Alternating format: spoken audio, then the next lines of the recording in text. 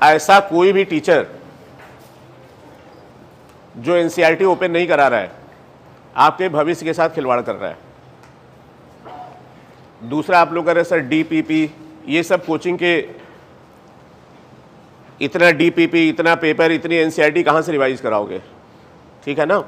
तो इसलिए previous year के पेपर बस, और उसके बाद जितने यहाँ के टेस्ट होते हैं और साथ में मॉड्यूल क्वेश्चन सफिशिएंट है। इसके अलावा कुछ करना नहीं सिलेक्शन होगा नहीं। होता ये है कि बेटा साल भर हम लोग इतना इकट्ठा करते हैं, बाद में रिवाइज नहीं कर पाते हैं। और बायो हम लोग बहुत जल्दी ख़त्म कर लेंगे, बहुत जल्दी ख़त्म करेंगे, और उसके बाद यूट्यूब पे रैपिड फायर होगा, उसको करना। सिलेक्शन बहुत आराम से हो जाएगा। इस साल के पहले हम नहीं बोल सकते कि फ्रेशर बैच से सिलेक्शन हो रहे हैं, लेकिन 2 दर्जन 2.5 दर्जन सिलेक्शन फ्रेशर बैच हो रहे हैं, है ना।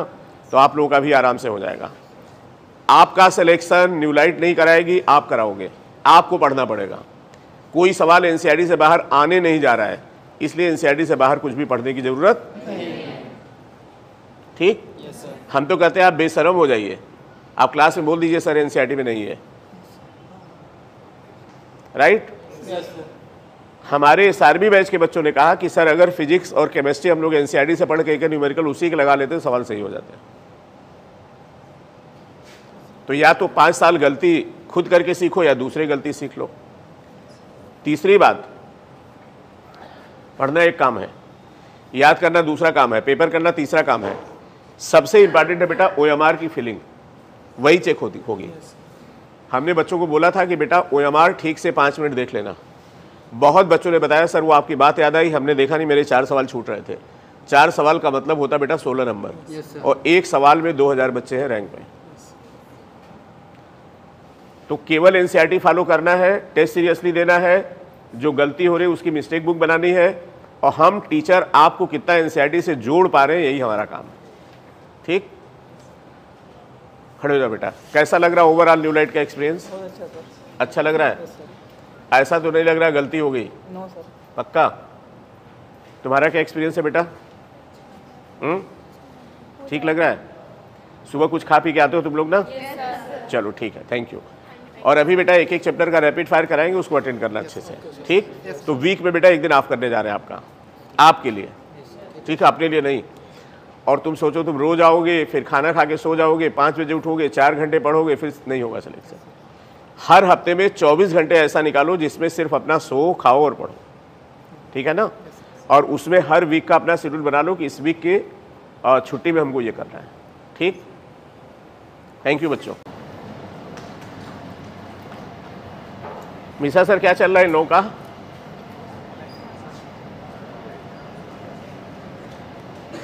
वैसे आप लोगों को एनसीईआरटी रोज लेके आना है सारे सब्जेक्ट की, खूब ध्यान से समझ लीजिए अगर सेलेक्ट होना चाहते हो।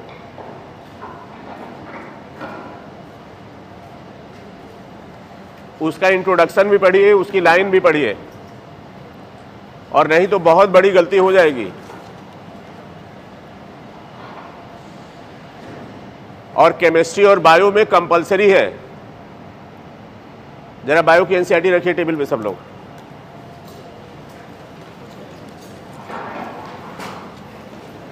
स्वप्निल सर चेक करो जरा, आंसू चेक करो।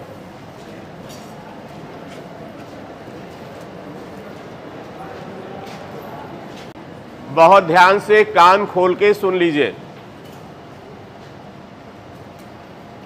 जितना दूर एनसीईआरटी से होगे उतना सिलेक्शन तुमसे दूर होगा। और लगातार पेपर देखने के बाद अगर अभी भी अकल नहीं आ रही है तो फिर भगवान मालिक है। समझ रहे हैं ना। नीट में सिलेक्शन है बहुत आसान। अगर एनसीईआरटी के अलावा किसी और चक्कर में पड़े तो तुम्हारा सिलेक्शन कोई करा नहीं पाएगा।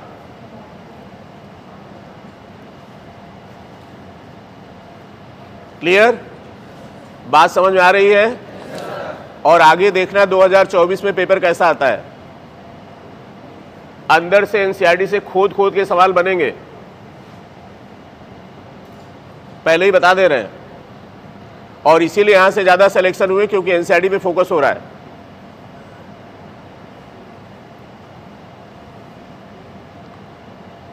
ये बताइए कैसा अनुभव लग रहा है?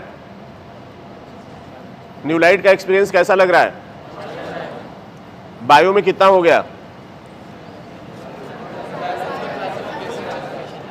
और एनसीईआरटी 2 की फर्स्ट यूनिट हो गई? तो बेटा नवंबर तक हम लोग बायो आपका हर हाल में खत्म कर देंगे, उसके बाद केवल रिवीजन और प्रैक्टिस करेंगे आप लोग, राइट? देखिए इस बार के रिजल्ट के बाद एक चीज बहुत क्लियर हो गई कि बहुत सारे बच्चे थे जिन्होंने कोचिंग नहीं की थी, वो घर में बैठ के एनसीईआरटी पढ़ रहे थे और टेस्ट दे रहे थे न्यूलाइट का, उनकी रैंक बहुत अच्छी आई है। 700 से ज्यादा नंबर भी आए, 695 भी आए।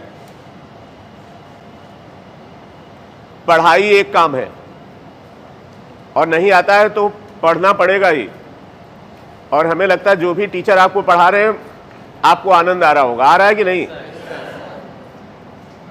मिश्रा सर को पूरा फॉलो कर रहे हैं अच्छे से? एनसीईआरटी चेक करेंगे तो जो काम तुम पेपर के बाद रियलाइज करो, ये बात हम अभी फिजिक्स के लिए नहीं बोल रहे हैं, फिजिक्स में समझना है, कंटेंट भी जैसे मिश्रा जी करा रहे हैं ठीक है, लेकिन एक बार रीड करना पड़ेगा, उसके क्वेश्चन लगाने पड़ेंगे। और मिश्रा सर ग्रुप पे डाल दीजिए कि एनसीईआरटी के सारे न्यूमेरिकल बच्चों को लगवाने हैं, ठीक है? अब एक कोचिंग में एक नाटक होता है डीपीपी, डेली प्रैक्टिस टेस्ट, कोई फायदा नहीं है, इतना मैटर इकट्ठा हो जाएगा, अब बाद में रिवाइज कर नहीं पाओगे, है ना? तो इसलिए बेटा चीजें बड़ी लिमिटेड है, वही आपको करना है। और इस बार जो हम लोगों ने बोला था 1000 पार सिलेक्शन हो गया, अगली बार भी होगा, लेकिन होगा उसी का जो एनसीईआरटी फॉलो करेगा, और जो नहीं फॉलो करेगा नहीं होगा। सरकार ये चाहती है गांव का गरीब बच्चा एनसीईआरटी पढ़ के सेलेक्ट हो जाए, और यहां जब कोचिंग में आते हो तो और भी तमाम चीजें आपको मिलती है, वही गड़बड़